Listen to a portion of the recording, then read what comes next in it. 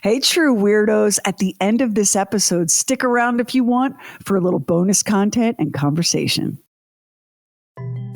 It's best not to think too much about this hotel room. Best not to think of how many other bodies have occupied this space, curled up in this bed, stared through those windows, knelt on the cold tile of that bathroom floor. How many human dramas, small and large, have played out within these walls. If ever a place has the right to be haunted, it's a hotel, especially an old hotel, one where guests checked in but never left, at least not alive.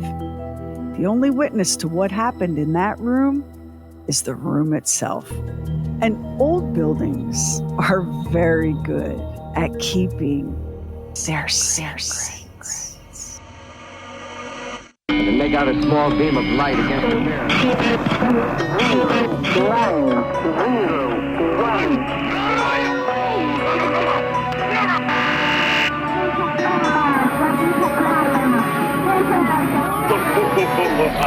True weird stuff. Back when Prohibition had the rest of the country on a choke chain, Kansas City, Missouri basically said, nah, boring. We're going to pass, but y'all enjoy that dry lifestyle. And just like that, Kansas City became a seething hotbed of liquor, dancing, debauchery, and vice. In other words, a real good time. Even after Prohibition ended in December 1933, Kansas City still managed to set the bar super high in terms of bad behavior and organized crime. The jazz clubs stayed open until sunrise, and whatever illicit pleasure you craved, Kansas City delivered. The town was run by a crime boss with the entirely wholesome name of Tom Pendergast. His biggest accomplice? Kansas City Police Chief Otto P. Higgins. From prostitution to gambling, bootlegging to embezzlement, election fraud to bribery, Pendergast turned the town into an endless, wide-open party, and law enforcement turned a blind eye.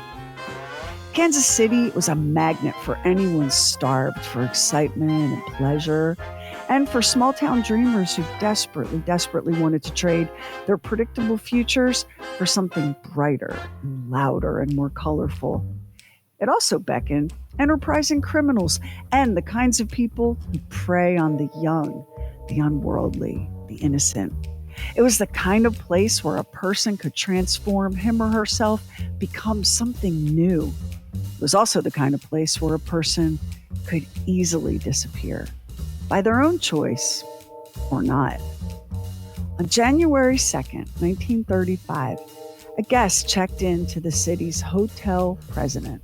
This was a swanky spot, less than 10 years old and already famous for having hosted the 1928 Republican National Convention, where Herbert Hoover was nominated for president. 14 stories tall, with ballrooms and imposing meeting spaces, a 2-story presidential suite, and even its own ice-making plant. The hotel president was the most elegant in all of Kansas City. And that guest checking in on January 2nd was a 19-year-old named Roland T. Owens. The registration card that Owens filled out indicated that he was from Los Angeles. He was traveling alone with no luggage. His only possessions appeared to be a black hairbrush and comb set and a tube of toothpaste. He requested a room with a window that did not face the street, at least a few floors up from the ground level. The front desk clerk cheerfully obliged, and a bellboy escorted Owens to room 1046. Hotel staff discovered almost immediately that there was something a bit off, a bit weird about the behavior of the guest in room 1046, even by Kansas City's loose and raucous standards. It began with a member of the housekeeping staff, a hotel maid named Mary Scopio. When she arrived to clean the room for the first time, Owens was there. He chatted with Mary while he combed his hair and she tidied up. When she prepared to leave, Owens asked her to leave the door unlocked as he was expecting a visit from a friend. Okay, reasonable.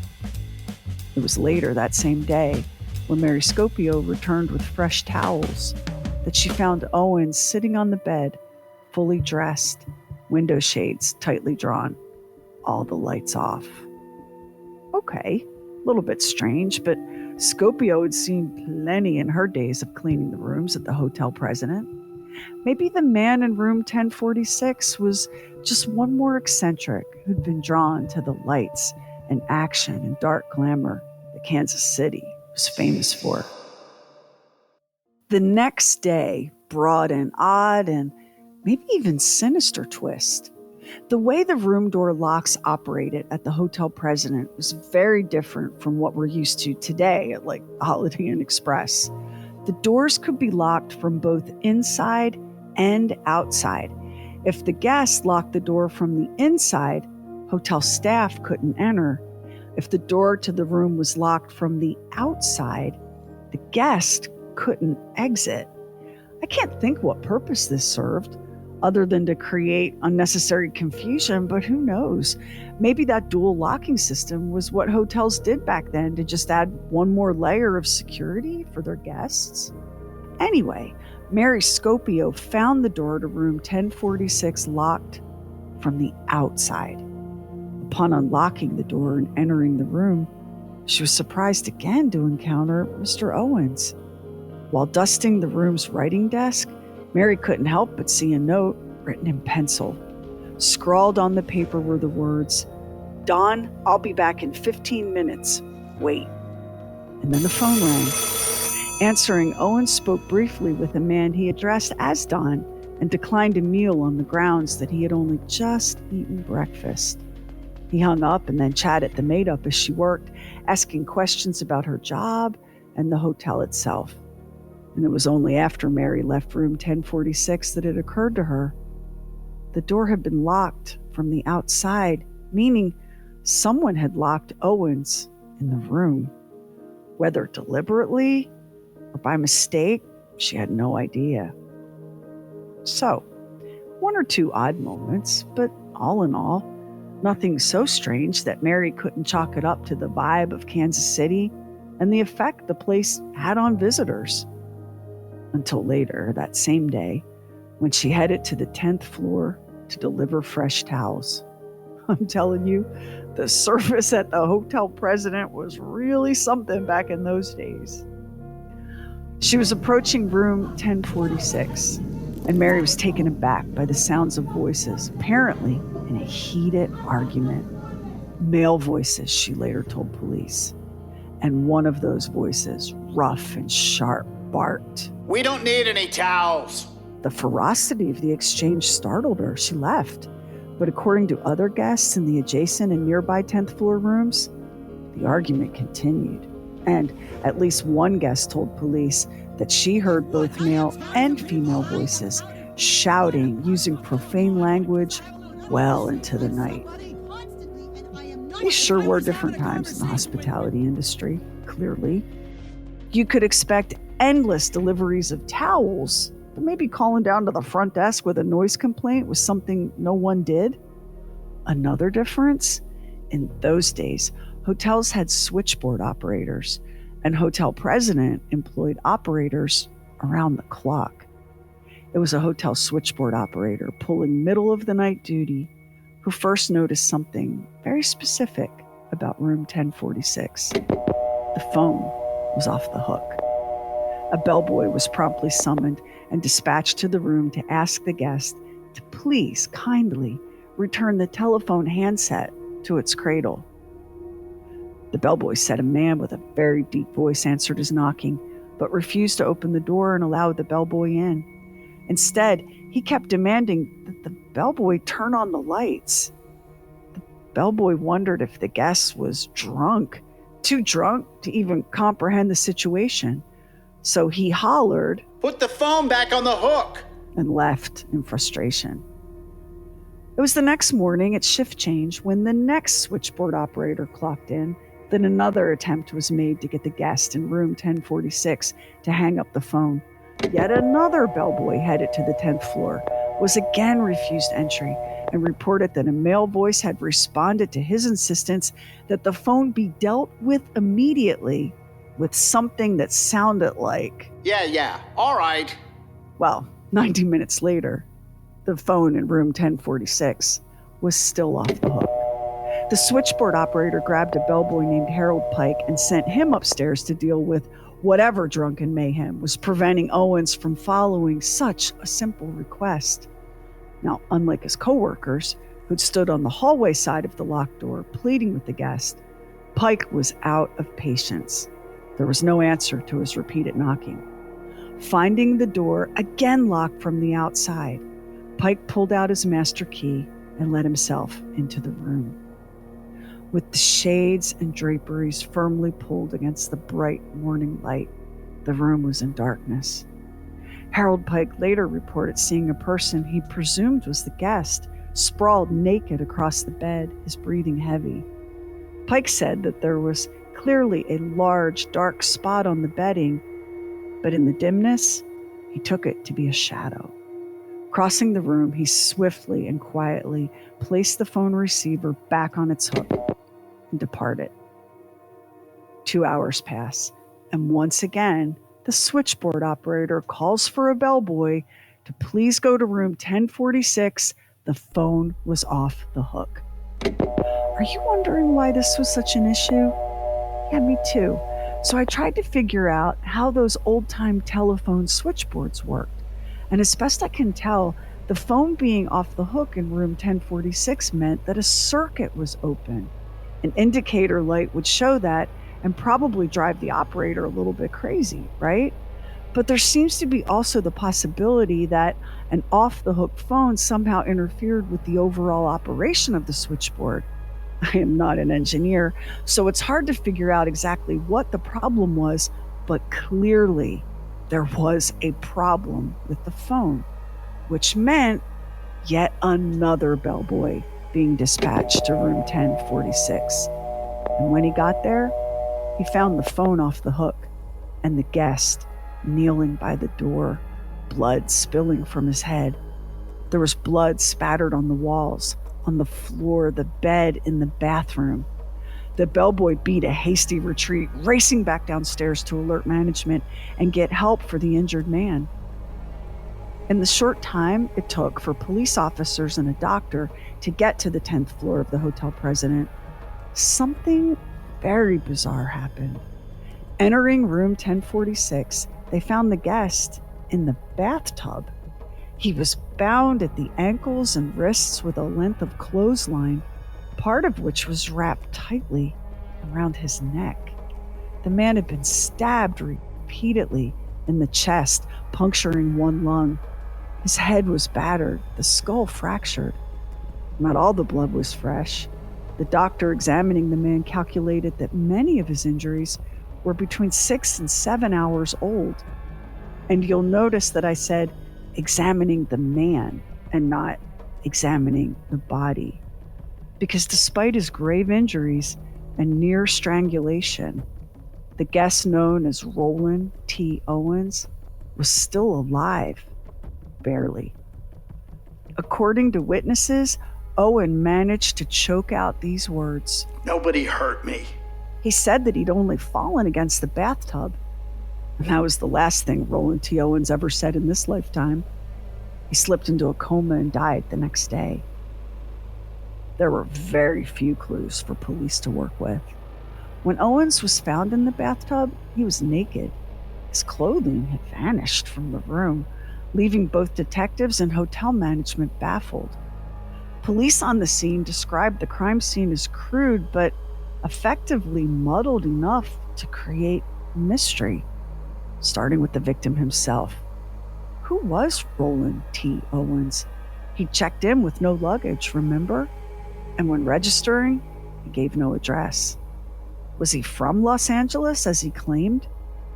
If anyone in Kansas City knew the man, they weren't coming forward to say so. All police had to go on was the man's physical description.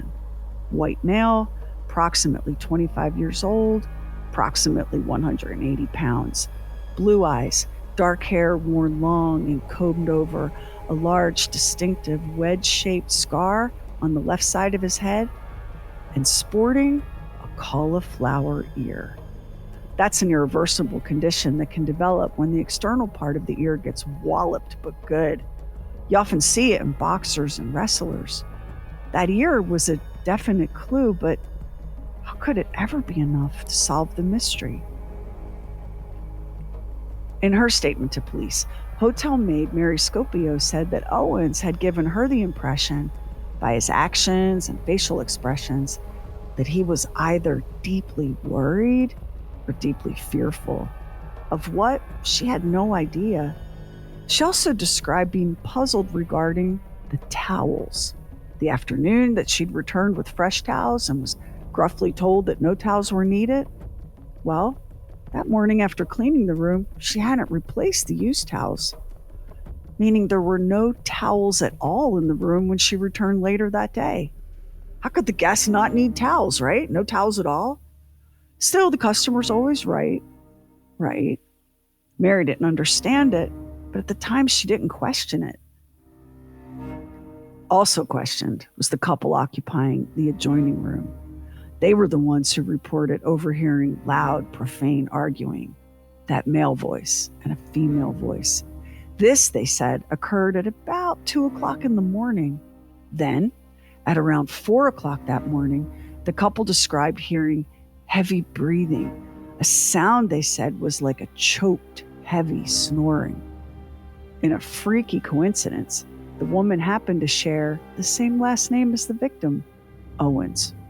But after a thorough background check, police were satisfied that the couple knew nothing more and were not involved in the crime. And as for the other hotel guests on the 10th floor, they'd heard nothing at all unusual. Even the Kansas City Star newspaper agreed that this was a peculiar case. The front page headline on January 5th, 1935 blared, "Weird scene of death." The only evidence left behind, other than the bloody body of Roland T. Owens, was an unsmoked cigarette, a lady's hairpin, and the label cut from a man's necktie. Even the soap and the much talked about towels disappeared from the bathroom. The only promising lead was 4 fingerprints lifted off of a drinking glass. The size of the prints suggested they came from a female, but those prints were never identified. It took very little time for Kansas City police to learn that their counterparts in Los Angeles knew nothing of any person by the name of Roland T. Owens. In fact, there was no record of anyone with that name having ever lived in Los Angeles. Hoping that the big, distinctive scar on the victim's head would be the clue that broke the case, police allowed thousands of members of the public to file through the mortuary where Owen's body was being kept. No one identified the man. Police reached out to other law enforcement agencies all over the country with no success. But clearly, someone who knew the dead man, or at least cared about his fate, was following the story very closely. Because when Kansas City police made the announcement that Owens would be buried in a pauper's grave, the phone suddenly rang. "No," said the anonymous mail caller. "No, bury him at Memorial Park, and I'll pay for it." Finally, a break. Police asked the caller what his connection to the dead man was. And according to documents in the official KCPD files, the caller responded, "Owen hadn't played the game fair, and cheaters usually get what's coming to them." And then, sure enough, police received the anonymous donation that paid for Owen's funeral. 13 American Beauty roses were delivered just in time for the service. And the attached card read, "Love forever, Louise." Desperate for answers, the police arranged to have the case featured in true crime magazines like Official Detective Stories.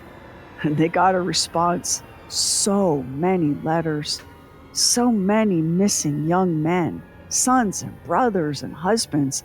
The kooks came out in droves, just like they do today. There were suggestions that the killing was related to gangster activity, and to foreign spies.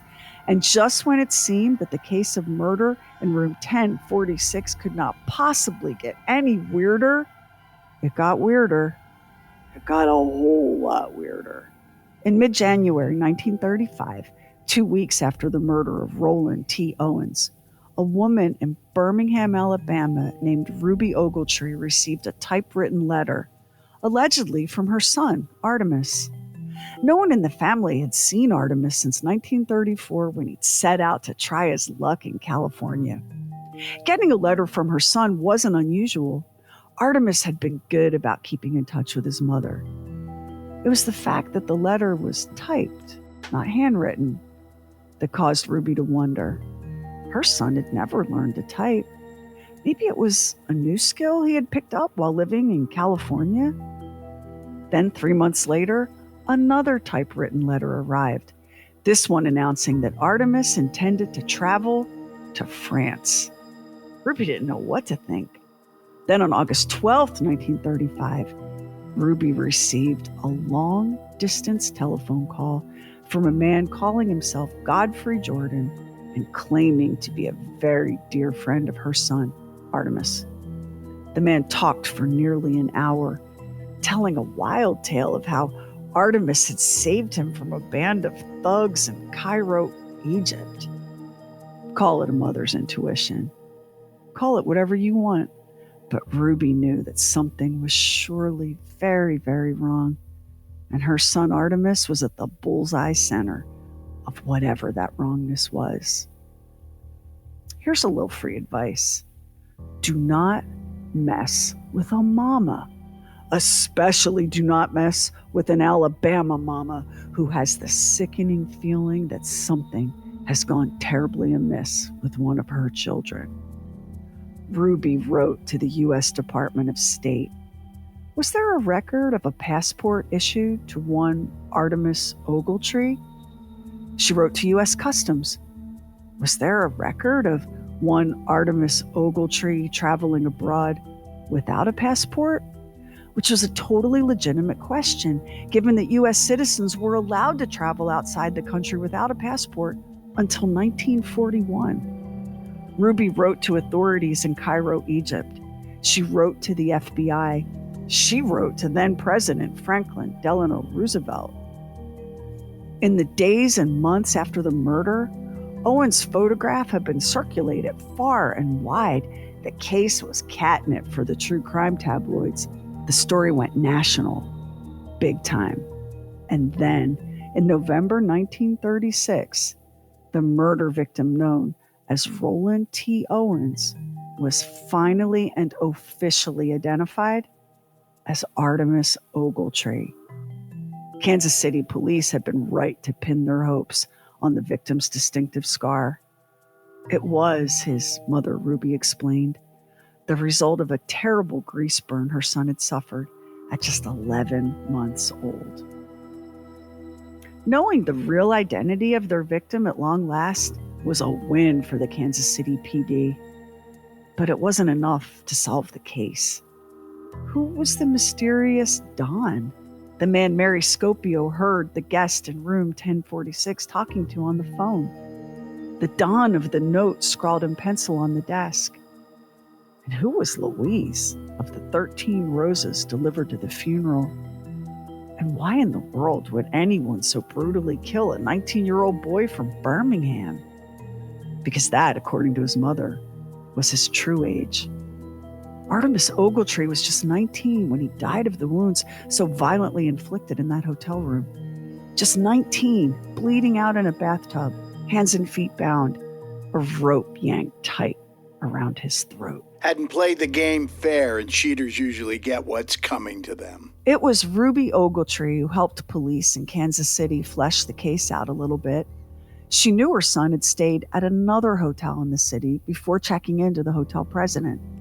It was the St. Regis Hotel, and Artemis had shared his room with another man.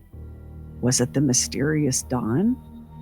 Artemis had registered at the St. Regis under a different name, Eugene K. Scott. Police learned that young Artemis had been seen in the company of a man who'd signed the hotel register, Donald Kelso. Slam dunk, right? But no. To their frustration, police were unable to establish that roommate's identity. And there were suspects in the case for sure, though many fell into the Hail Mary category.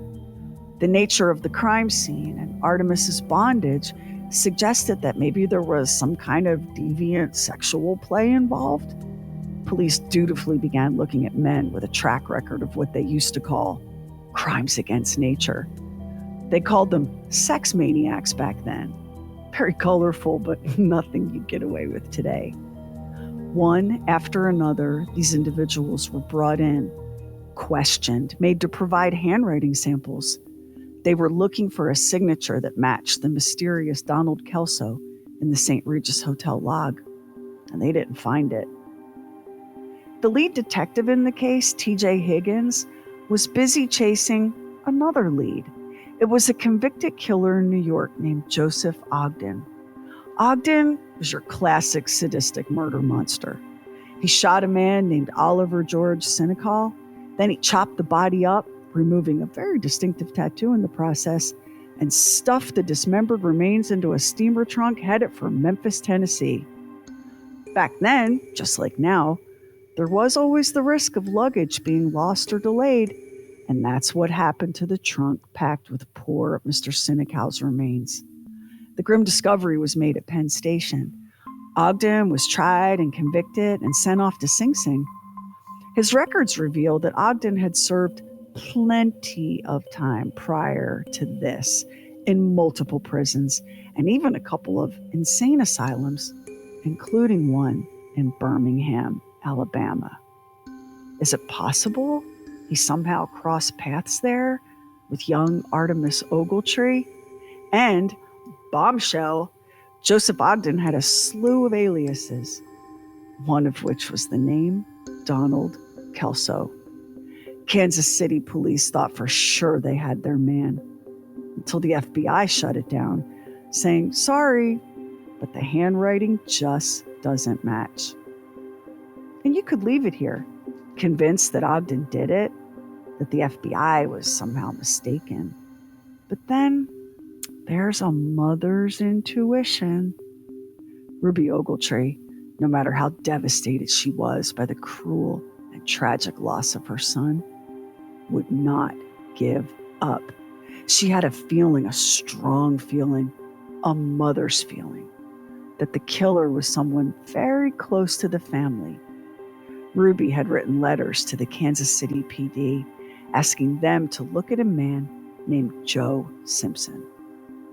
See, Joe Simpson and Artemis Ogletree had left Birmingham together, hitchhiking across the country to California. When her son seemingly disappeared off the face of the earth, Ruby naturally turned to the one friend and companion who might be able to offer information.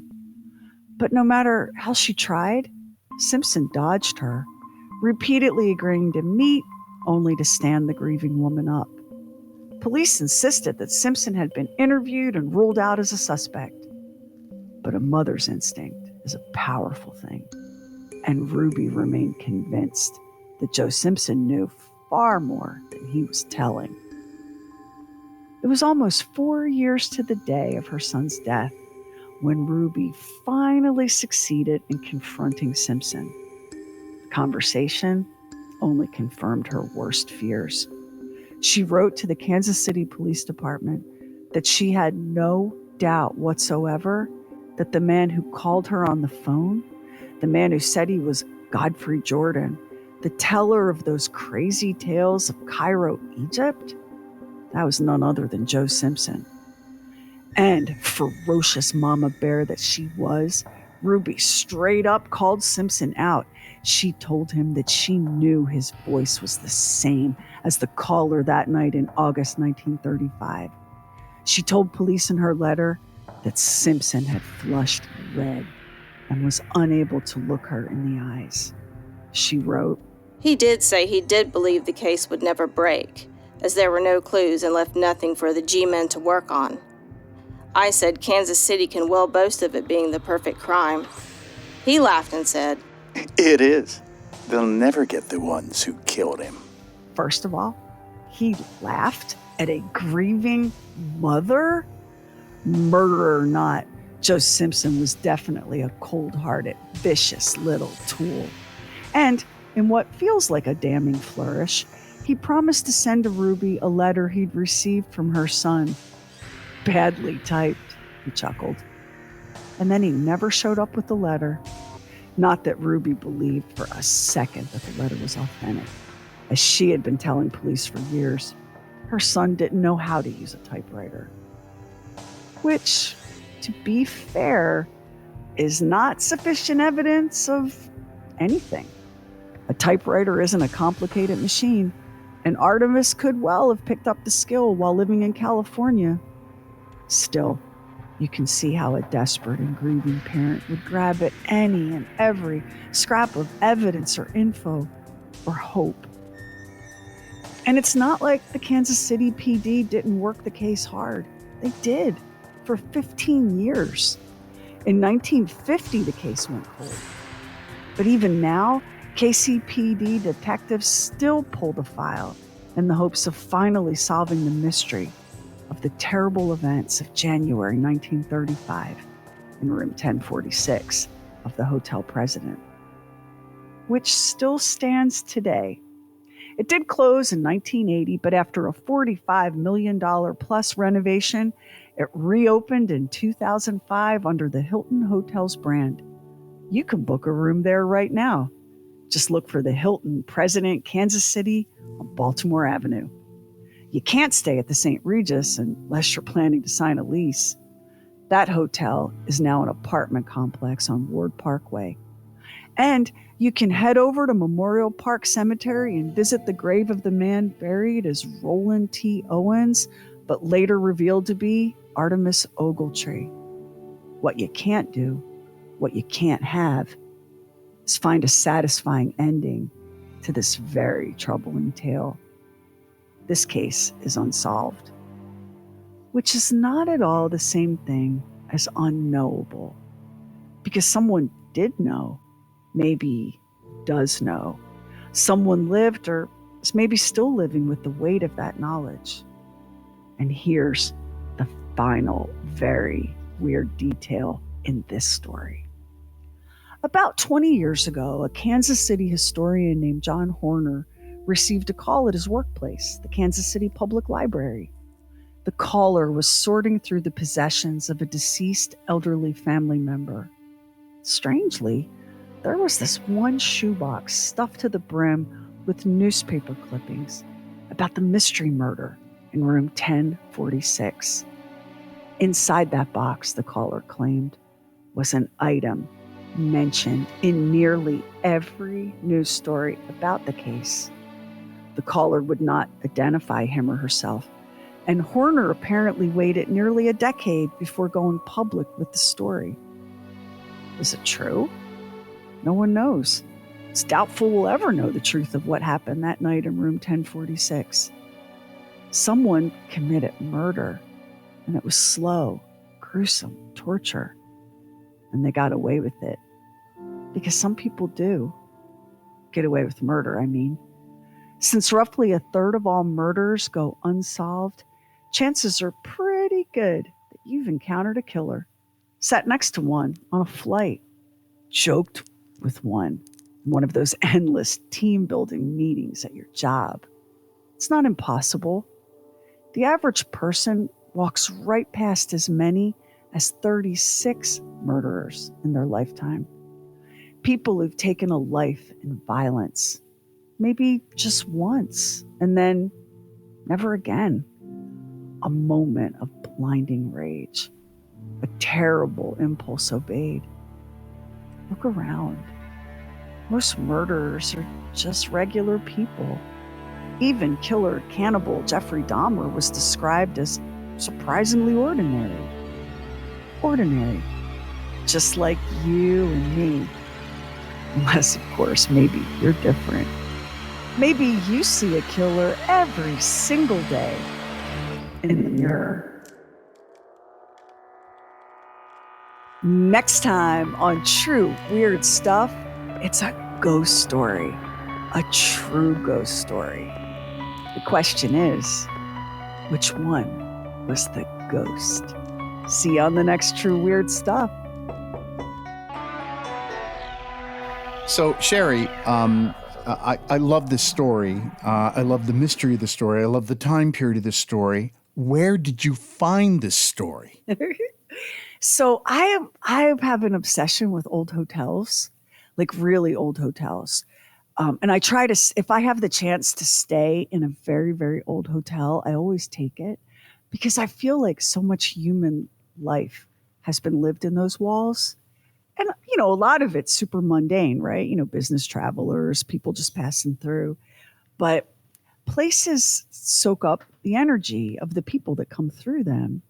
At least that's what I think. And old hotels are fascinating because people behave differently in hotels. The anonymity of the space can be a trigger for people to drop inhibition. People have like assignations and rendezvous and get up to mischief in hotels. And so I always felt like old hotels have great stories to tell. And there are a handful of really old hotels in Philadelphia where I was born and went to college. And so I'm just mesmerized by these buildings, right? So I thought, well, I'm going to do a True Weird episode on like old hotels because I know that these places are haunted. And you would be surprised. I have like a list of hotels where truly terrible things happened. Like back in the day when buildings were all made of wood and we didn't have great fire suppression systems or even really any strategy for evacuating in the event of a fire, whole hotels would go up in flames. And so many people would lose their lives. So I'm roaming around the world, like looking at different hotels and looking at all the possible stories. And like you, I'm very, very fascinated with this era in American history, the whole years leading up to and just after Prohibition ended. And I had heard of the Roland T. Owens, the mystery at this hotel in Kansas City, but I'd never taken a big, deep dive into it. Mm-hmm. And like you, once I landed at the Hotel President, I pushed all the other hotels aside and thought this one, because it's unsolved. And I'm fascinated by these decades old cold cases. Even though I'm with the mom on this one, I think Joe Simpson knows far more than he's telling. I'm not saying he's the murderer, but I think he knows far more than he's telling and was protecting himself by not dropping names. What did you think? Yeah, there's a lot of mystery with that, and I would go along with trusting whatever her instinct is with that. It's so, he's 19 years old. So I want you to just kind of think about it. He's 19 years old. He left home at 18. So he came from a really nice little family in Birmingham, Alabama, but he's 18 years old and the future is just so bright, This is before, World War II, like Prohibition ended. There was so much out there for a young, adventurous guy. So he and his buddy hitchhiked to California. And the story could have ended a gazillion different ways. But why did it end with him weirdly bound and bleeding out in a hotel bathtub in Kansas City under a fake name? What was that? And then had checked into yet another hotel using a fake name. So it does make you wonder, what you can say, like this is going to sound like an expression that your mom used to use, but he fell in with a bad crowd. I think we can probably just go ahead and put that out there, right? Yeah. And, the idea of, did he uncover some espionage or was it involved with the mob or was there some sexual component to this? Was he, did he have a little crush on a gangster's sweetheart? And did she maybe enjoy that attention and reciprocate those feelings a little bit? And he paid for that with his life. And maybe she was the Louise who sent the roses to his funeral. Yeah. There's one. I think, that was one. And the fact that there was an argument and it involved a woman's voice because I don't know, there was a thought that I had. He's 19 years old. He's from Birmingham, Alabama. Is there a possibility that he had a secret lifestyle and was trying to hide that? And somehow that came into play somehow in this? That was one of the things that went through my mind as you were going through this.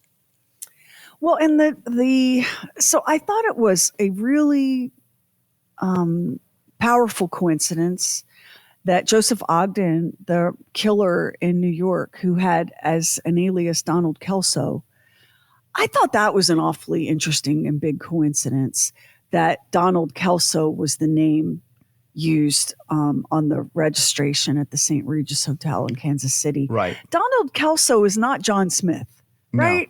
No. It doesn't seem like the most common name. And I know the FBI shouted down the handwriting, but if I had to put myself out on a limb here, doesn't it seem kind of sketchy and unlikely that we would have that as a coincidence?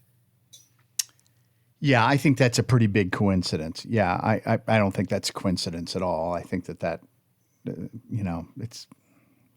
it lets you know that there's something more sinister connected to it. So maybe these two young men hitchhike to California, and they try to make their way, but they've got nothing. And so, maybe you do a couple of odd jobs for somebody sketchy. And maybe one of those jobs sends you to Kansas City, which, as we established in the beginning of the story, Kansas City kind of skipped prohibition. They were like, yeah, it's a hard no from us. And so while the rest of the country was throwing their whiskey into the sewer and locking up their bootleggers, Kansas City was like, yeah, you know what? We're going to go a different way. And so I can imagine, like, if you fell in with a tough crowd in California, and now we got a little job we need you to handle in Kansas City. So of course you're going to use a different name. You're not, if you're doing something illegal, you're not going to check in under your own name. And so now you're at the St. Regis and there's some heat, maybe there's some attention. So you leave, you go to the hotel president, you check in as yet another name. But now a lot of your poor impulsive choices that you're making because you're 19 and your frontal lobes aren't fully developed and your hormones are wild and the gangster's girlfriend is a knockout, and it all kind of catches up with you in room 1046 at the hotel president. And maybe the guy that they hire to put you down is using the alias Donald Kelso, but his real name is Joseph Ogden. And maybe your buddy Joe Simpson knows all of this, but he's taking it to the grave because he'll be damned if he's going to be next. Oh, I like that. Yeah, that is very plausible as well. And so then you have to ask yourself, why the letters to the mother, why the phone calls? Well, this is a lady that you grew up knowing, and her son has been killed, and she doesn't know that, and maybe she's never going to know it, and maybe you have some half-ass notion that this is going to be comforting. And also that it's going to cover the trail. The second thing. Yeah, like you've got to find a way to kick some sand over these tracks, Joe Simpson, because you're an amateur playing with the grown-ups in the big dirty leagues, and you are not qualified. So you do something really foolish, which is contact the victim's mother. And doesn't the whole he saved me from some thugs in Egypt sound like the sort of crap a 19-year-old would make up? It does. It's such a tall tale. I mean, it really is. Also, the other thing that was kind of fascinating about this to me is our appetite for true crime did not start with podcasts and Dateline. No. We've had an appetite for it. It's shifted. It went from magazines and books and that sort of thing over to things like podcasts and TV shows and that sort of thing. It's just interesting that the fascination that we have for this, that people had that fascination all these years ago. And I imagine why there was pressure on the Kansas City Police Department to keep this as an ongoing investigation for 15 years after the crime had stopped. Or after the crime had been committed, I mean. Yeah, and they continue to dust it off and look at it. And there are a lot of people in Kansas City who think they know, who have maybe a theory of the case similar to what we just kind of laid out, who think they know who did it, which is not the same thing as being able to prove who did it, right? We Right. didn't have DNA evidence back then. The fingerprints, the 4 fingerprints were never identified, although they were so small that they were like, it's probably a lady, right? Yeah. So the one point, the maid went into the room, and I'm trying to remember what it was you said. The maid went into the room, and he was dressed in like a suit, sitting on the edge of the bed. Is that correct? In the dark. In the dark. In the dark. Mm-hmm. He was hiding in that room. If you look at the behavior, he asked for a room with a window that didn't face the street. That's right. Yeah. All of the drapes and blinds were drawn and pulled. The lights were never on in the room. He was scared. He was a scared 19-year-old kid. Although back then, you were expected to be a fully grown man at that age. But I think he was a scared 19-year-old kid from Alabama, way out of his depth. So in the very big city. Being bound up.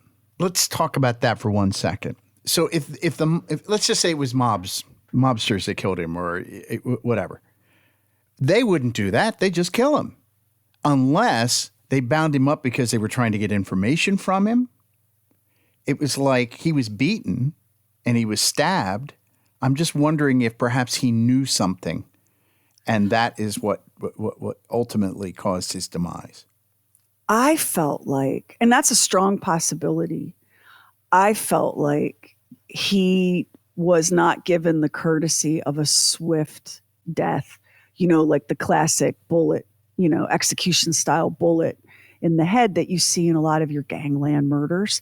I felt like he was tortured in the service of teaching him a lesson. That could be, yeah.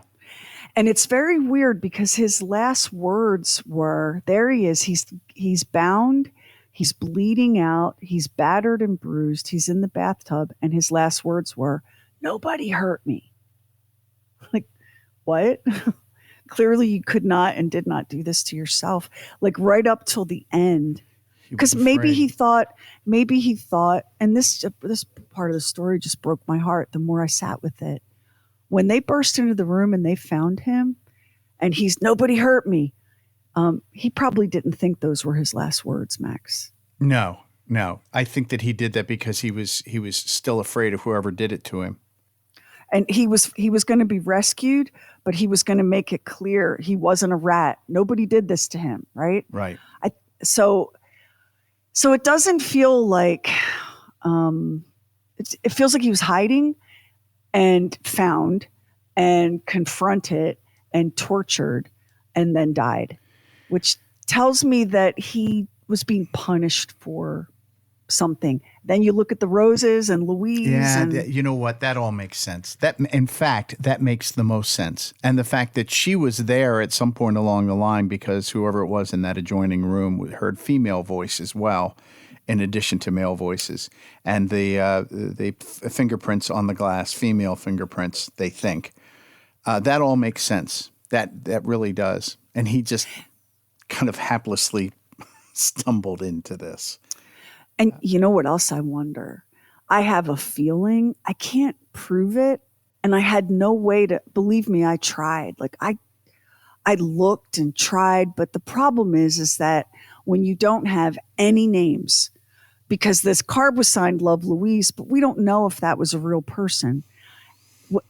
I wondered, after they finished punishing Artemis Ogletree, was it Louise's turn? Ooh. And women today disappear every hour, every minute, and are never found again, never seen again. So now I'm like digging through the databases and searching for, a missing woman, female body found. Well, there's a lot of that. There is a lot of that. I couldn't figure out how to connect one of those with this Louise, but I did wonder if she was the next to be punished. And because her body wasn't found in a hotel room in a swanky Kansas City hotel, There's not a giant unsolved cold case mystery about it. What do you think? Yeah, I would say that's very likely. But I think the idea that he put moves on a woman or was interested in a woman who was taken by like a mobster or somebody who was that actually makes the most sense out of any of this. And so we'll never know.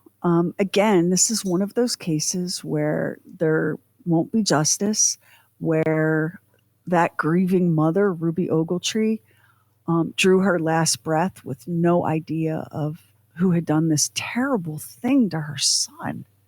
Like, I mean, a kid who should never have found himself in that situation. She never knew. The police, all those police detectives that worked the case, never knew. And there's no justice, and somebody, maybe more than one somebody, got away with murder. And this is something for all of our true weirdos listening to this right now. This is a side alley that Max and I are fascinated and obsessed with. The idea that murderers walk amongst us. Yeah. And that you've passed one 36 times in your life and not known it. That's a real DOJ statistic, by the way. I didn't just make that up. Listen, I believe that because how many times have we seen a cold case that is solved because of DNA and the person committed this crime and it might have been like a rape and a strangulation or a stabbing and something that's just horrific, and then somehow they re-enter their life and never do anything like that ever again and get married and have kids and work for a job for 25, 30 years, and then they catch them and they're in their 70s. So I would say, yeah, that's... And you think, like, how did you live with that? I don't. And here's the thing: there are people who can live with that, and people who can't. There are people who are leaky. It's leaking out of them at every turn. They can't. They have such.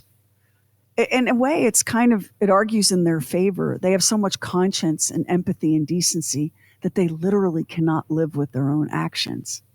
Those are the people that get caught. Those are the people that confess. It's the rest of them. See, Sherry, this is why I can't commit murder. I'd be committing murder all over the place if it wasn't for that. I'd be. Oh, I could never. No, I couldn't live with it. But I heard somebody say something the other day that I thought was fascinating. They said, "Would you ever take a life?" And what's your first thought when you hear that? Not me. No, of course I never would. And they said, "You ever run a red light? You ever read a light that was not quite that was not quite right, and you kind of said, I'm in a hurry, I could go through," and how easily you can take a life through something like that. So the decisions, these little decisions that we make throughout the course of our life determine whether we will kill somebody or not in some of those situations, even if it isn't intentional. And that would be it would be a terrible thing. And there are so many people that live with that have been in accidents, where there were fatalities. And I went to high school with a boy. He was a couple of years ahead of me so I was I think a sophomore and he was a senior. And he lost control of his vehicle on a wet, rainy night. He was a novice driver and he hit another kid on a 10-speed bike. The kid didn't make it. And that boy has had to carry that and live with that for his whole life. And that is an unbearably heavy burden. I can't imagine it. But the people we're talking about, the people that you pass at Target that have committed intentional murder, yes. They killed somebody. And maybe they regret it. Maybe they regret it very, very deeply. But they got away with it. And you're going to pass 36 of them or more in your lifetime. So you just don't know, right? You don't. We don't know. We don't know what secrets other people carry inside. But this is a case I do wish could be solved for what is left of the Ogletree family in Alabama. They deserve that. And Artemis Ogletree, a.k.a. Roland T. Owens, deserves more than to be, the featured player in a true crime tale. Don't you think? Yeah. Don't because you wish? While this is an interesting story to us to think about, there is the reality of the fact that he has real family that is still connected to him that would love to have this answer. And the people who perpetrated this, they have family too. Think about that. Think about how quickly we lose track of our ancestors. What can you really tell me about your father's father, father's father's father? Like, what do you really know? How many generations can most of us go back? What kind of secrets? What kind of secrets are in your own family? And imagine what kind of secrets are in the families of all of the people involved in the mystery of room 1046. It's a lot to walk around with. Thanks for listening to this episode. We'll see you on the next True Weird Stuff. And if you listen to us on Apple Podcasts, hit the plus button in the top right corner, and now it helps an independent podcast like ours to get discovered. And we really appreciate it if you subscribe, rate, and review True Weird Stuff. Hit our website, trueweirdstuff.com, for show notes and photos and videos when we have it, and bonus content. Everything True Weird is waiting for you at trueweirdstuff.com. And follow True Weird Stuff on Instagram and Twitter. True Weird Stuff is a Now Media production. Our executive producer is Anthony Garcia. The show is written and hosted by me, Sherry Lynch, along with my deeply weird director, Max Sweeten. Our equally odd producer is Carrie Bowser. Additional production by the mysterious Stephen Call. Our digital witch and social media cult leader is Heather Furr. Original graphics by Kevin Nash. Original artworks by Olivia Axlin. True Weird original music composed and performed by Jack Griffin and Zane Nash. Copyright 2023 Now Media. All rights reserved. All wrongs remembered.